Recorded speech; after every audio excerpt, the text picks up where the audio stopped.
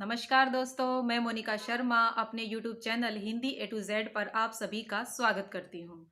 Friends, आज हम बात करेंगे छायावाद युग के प्रमुख कवि सूर्यकांत त्रिपाठी निराला जी के बारे में। न- छायावाद के चार प्रमुख आधार स्तंभों जयशंकर प्रसाद, सुमित्रानंदन पंत और महादेवी वर्मा, इनमें से निराला जी भी एक थे। उस काल में निराला जी को महाकवि के नाम से संबोधित किया गया था। निराला जी का जन्म पश्चिम बंगाल की महिषादल रियासत में 1896 ईस्वी में हुआ था। इनके पिता का नाम श्री राम सहाय त्रिपाठी था, जो महिषादल रियासत में एक सिपाही की नौकरी पर कार्यरत थे। मुख्य रूप से ये इलाहाबाद के उन्नाव जिले के रहने वाले थे और अल्प आयु में ही, जब इनकी आयु 3 वर्ष की थी, इनकी माता का देहांत हो गया था। इनकी आरंभिक शिक्षा हाई स्कूल तक हुई है और इसके बाद इन्होंने संस्कृत, अंग्रेजी, बंगला भाषा का घर पर ही रहकर अध्ययन किया। प्रारंभ से ही इनकी साहित्यिक रचनाओं में रुचि थी। 15 वर्ष की आयु में इनका विवाह मनोहरा देवी से हुआ, जिससे उन्हें एक पुत्री हुई जिसका नाम सरोज था। इनकी पत्नी से ही इन्हें काव्य रचना की प्रेरणा मिली थी। आइए अब हम बात करते हैं निराला जी की कुछ रचनाओं के बारे में, उनके नाम के बारे में। सबसे पहले उनके काव्य संग्रह में आते हैं अनामिका, परिमल, गीतिका, तुलसीदास, कुकरमुता, बेला आदि बहुत सारे काव्य संग्रह इन्होंने लिखे हैं। कहानी संग्रह हैं चतुरी चमार, लिली, सखी आदि। इसके अलावा इन्होंने उपन्यास भी लिखे हैं, जिनमें आते हैं अप्सरा, अलका, प्रभावती, निरुपमा आदि। इन्होंने बहुत सारे मुख्य चरित्रों के ऊपर जीवनी भी लिखी है, जिनमें भक्त प्रहलाद, ध्रुव भक्त, भीष्म, महाराणा प्रताप आदि बहुत से चरित्रों पर जीवनियां लिखी हैं। इसके अलावा इन्होंने निबंध भी लिखे हैं, जिनमें संग्रह, चयन, चाबुक आदि आते हैं। लेकिन इन्होंने हर विधा में साहित्यिक रचना की है, लेकिन इन्हें मुख्य रूप से इनकी काव्य रचनाओं के कारण महाकवि बोला गया है। इनकी आइए अब देखते हैं इनके काव्यगत विशेषताओं के बारे में। सबसे पहले इनके काव्य में इन्होंने अपने व्यक्तिगत सुख दुखों का वर्णन किया है। निराला जी की रचना जो अनामिका में संग्रहित है, सरोज स्मृति, वो एक शोक गीत है जो इन्होंने अपनी पुत्री सरोज की याद में लिखा था। अल्पायु में ही, जब इनकी पुत्री की आयु 17 वर्ष थी, उनकी मृत्यु हो गई थी। उसके बाद निराला जी अथाह दुख में डूब गए थे, क्योंकि इनकी पत्नी की मृत्यु जब महामारी फैली थी प्रथम विश्व युद्ध के बाद, तो बीमारी के कारण इनकी पत्नी की भी मृत्यु हो गई थी और बाद में इनकी पुत्री की भी मृत्यु हो गई। तब निराला जी अथाह दुख में डूब गए थे, अकेले पड़ गए थे, इसलिए इन्होंने सरोज स्मृति की रचना करी थी, जो एक शोक गीत है। इसमें उन्होंने अपने अकेलेपन के कारण उनका जीवन कितना दुख से भर गया था, इस चीज का वर्णन किया है। अपने व्यक्तिगत जीवन के सुख दुखों को उभारा है। जैसे उन्होंने एक पंक्ति में बोला भी है कि दुख ही जीवन की कथा रही, क्या कहूँ आज जो नहीं कही। अर्थात मेरा दुख इतना है जो सिर्फ बातों के कहने में पूरा समाहित नहीं होगा। नंबर 2, इन्होंने अपनी कविताओं में प्रकृति चित्रण पर भी बहुत बल दिया है। जैसे इन्होंने अपनी रचनाओं में प्रकृति के बहुत ही सुंदर और मर्म को छूने वाले चित्र अंकित किए हैं और प्रकृति का मानवीकरण किया है। जैसे इनकी कविता संध्या सुंदरी है और इसके अलावा बादल राग कविता है, जूही की कली कविता है। इसमें उन्होंने संपूर्ण प्रकृति के बारे में, उसकी सुंदरता के बारे में वर्णन किया है। जैसे संध्या सुंदरी में वे लिखते भी हैं, मेघ में आसमान से उतर रही नीचे, वह धीरे धीरे संध्या सुंदरी। इस कविता में उन्होंने संध्या का मानवीकरण किया है, उसे मूर्त रूप दिया है। इसके अलावा उन्होंने अपनी काव्य रचनाओं में राष्ट्र प्रेम को भी समाहित किया है। क्योंकि राष्ट्र प्रेम ही किसी देश के विकास का आधार होता है। तो इन्होंने अपनी रचनाओं में राष्ट्र प्रेम और वीरता का भी गुण समाहित किया है। जिसमें जैसे जो बादल राग कविता है, उसमें उन्होंने बादल के बरसने की जो तेज धार थी, उसके द्वारा आज के जवानों को वीरता के लिए प्रोत्साहित किया, अपने देश के लिए कुछ करने के लिए प्रोत्साहित किया है।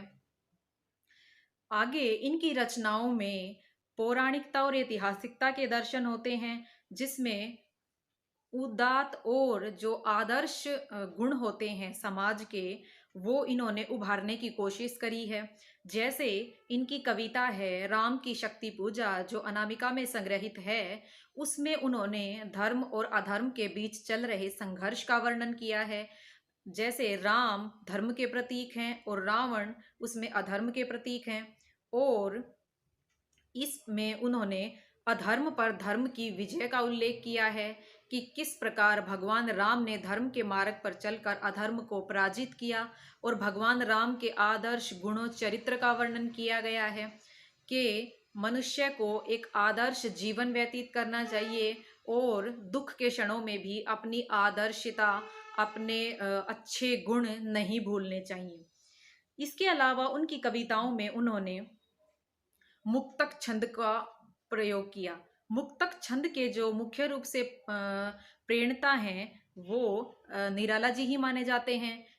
जिस प्रकार निराला जी का मानना था कि जिस प्रकार मनुष्यों के लिए स्वतंत्रता, मुक्ति जरूरी होती है, तभी वो खुलकर अपने जीवन में विकास कर पाते हैं, उसी तरीके से कविता का भी छंदों से और भी बहुत सारे बंधनों से मुक्ति बहुत जरूरी होती है, तभी कविता अपने अंतःस्थल पर विकसित होती है, उसमें सुधार आता है और वो विकसित होती चली जाती है। इसलिए मुक्त छंद का जो प्रवर्तक है वो निराला जी को ही माना जाता है। इनकी सर्वत्र कविताओं में मुक्त छंद का प्रयोग किया गया है। अब इनकी भाषा की बात करें तो इन्होंने अपनी काव्य रचनाओं में भाषा संस्कृत निष्ठ हिंदी भाषा का प्रयोग ज़्यादा किया है, लेकिन कुछ कविताएं ऐसी भी हैं जिसमें इन्होंने देशवासियों की भाषा सफल हिंदी का ही वर्णन किया है, सरल हिंदी का ही वर्णन किया है, जिसे आम इंसान भी समझ सकता है। वहीं दूसरी तरफ कुछ कविताओं में इनकी भाषा इतनी जटिल हो जाती है कि जिसको समझ पाना कठिन हो जाता है, तब इनकी आलोचना भी होने लगती है। लेकिन इन्होंने अपने कला पक्ष की दृष्टि से देखें तो अपने काव्य में भाषा की अद्भुत छटा बिखेरी है। इनके काव्य में अलंकारों का प्रयोग, जिसमें अनुप्रास, मानवीकरण, उपमा, रूपक, पुनरुक्ति प्रकाश आदि बहुत सारे अलंकारों का बहुत ही सुंदर और सजीव वर्णन प्रस्तुत किया है। और जो रस हैं उनमें वीर रस का, श्रृंगार रस का आदि का वर्णन किया गया है। जैसे बादल राग जो कविता है राम की शक्ति पूजा, उसमें वीर रस का वर्णन किया गया है, श्रृंगार रस का वर्णन भी किया गया है इनकी कविताओं में। एक जो मेन पहलू इन्होंने अपनी कविताओं के माध्यम से संसार के सामने लाया, वो था शोषित वर्ग की पीड़ा को उजागर करना। जैसे इनकी एक कविता है भिक्षुक कविता, जिसमें उन्होंने बताया है कि किस प्रकार भिक्षुक अपना पेट भरने के लिए सड़कों पर खाना मांगते हुए, भीख मांगते हुए जाता है, लेकिन बदले में उसको कुछ नहीं मिलता, और उसकी दयनीय दशा का वर्णन किया गया है। इसके साथ ही उन्होंने समाज के ऊपर व्यंग्य भी किया है कि समाज के लोग किस तरह के हो गए हैं आज के समय में, जो बंदरों को तो मालपुए खिलाते हैं, जानवरों को तो खाना खिलाते हैं, और जो भिखारी है, जो बेचारा भूखा है, उसे एक रोटी देने में भी संकोच करते हैं। तो समाज के ऊपर भी कड़ा प्रहार किया है। इसके साथ उन्होंने ये अपनी कविताओं में नारी की जो स्थिति है उसके ऊपर भी प्रकाश डाला है। जैसे उन्होंने एक कविता लिखी थी विधवा कविता, उसमें उन्होंने नारी की दयनीय दशा का वर्णन किया है। जैसे वो लिखते हैं, वह तोड़ती पत्थर देखा मैंने उसे इलाहाबाद के पथ पर। वो उसमें उन्होंने गरीब मजदूर नारी का वर्णन किया है, जो सड़क किनारे पत्थर तोड़ रही है, जिसे कवि ने देखा और उसे वो उस समय कितनी पीड़ा में है, धूप में उसे बैठने के लिए छाया भी नहीं मिल रही और वो लगातार काम किए जा रही है। उस पीड़ा से भी संसार को अवगत कराया है। और विधवा कविता में भी उन्होंने बोला है कि वह टूटे तरु की छूटी लता सी दीन। जैसे वो कहना चाहते हैं कि जिस प्रकार पेड़ से कोई टहनी अलग हो जाती है तो उसका कोई अस्तित्व नहीं रह जाता, उसी प्रकार अपने पति के बिना वो विधवा भी ऐसी लगती है कि जैसे वो पेड़ से अलग हुई कोई टहनी, लता, बेल हो गई है और उसका अब कोई अस्तित्व नहीं रहा है। इस प्रकार निराला जी ने अपने काव्य में बहुत सारे जो सामाजिक अंधविश्वास थे, किसानों मजदूरों की दयनीय दशा थी, उनके ऊपर उनके ऊपर प्रकाश डाला है।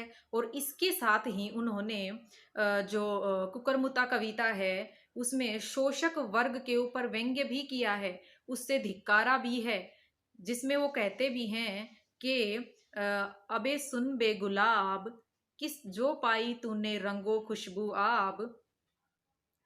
ठीक है, इस चीज में वो कहने वाले हैं कि वो कुकरमुता गुलाब को संबोधित करते हुए कहता है कि गुलाब तो किस बात पे अकड़ रहा है, अर्थात हे के शोषक वर्ग जो है सामंत पूंजीपति, वो किस चीज पे अकड़ कर रहे हैं, जबकि उनका सारा काम खेतों का जो काम है वो मजदूर करते हैं, अ, काम मजदूरों के जरिए होता है, तो वो किस बात पे अपनी अकड़ दिखाते हैं। इतनी इन सारी चीजों के साथ ही निराला जी ने अपने महाकवित्व को प्रतिपादित किया है कि वो कितने महान कवि थे। तो इसीलिए निराला जी को महान कवि का महाकवि के नाम से संबोधित किया गया है। और निराला जी ने दो पत्रिकाओं का संपादन भी किया था। 1923 में उन्होंने मतवाला पत्रिका का संपादन किया था और इसके साथ ही समनव्य पत्रिका का संपादन भी किया था। तो फ्रेंड्स, ये थी जानकारी महाकवि निराला जी के बारे में, जो छायावाद के आधार स्तंभ माने जाते हैं। तो आपको हमारी ये जानकारी कैसी लगी? अगर आपको हमारी ये जानकारी अच्छी लगी हो तो हमारे channel Hindi A to Z को सब्सक्राइब कर दीजिए और हमारे वीडियो को लाइक ज़रूर करिए। तब तक के लिए मिलते हैं अगले वीडियो में हिंदी भाषा से संबंधित कुछ और अनछुए पहलुओं के साथ में, रोचक जानकारी के साथ में। तब तक के लिए जय हिंद।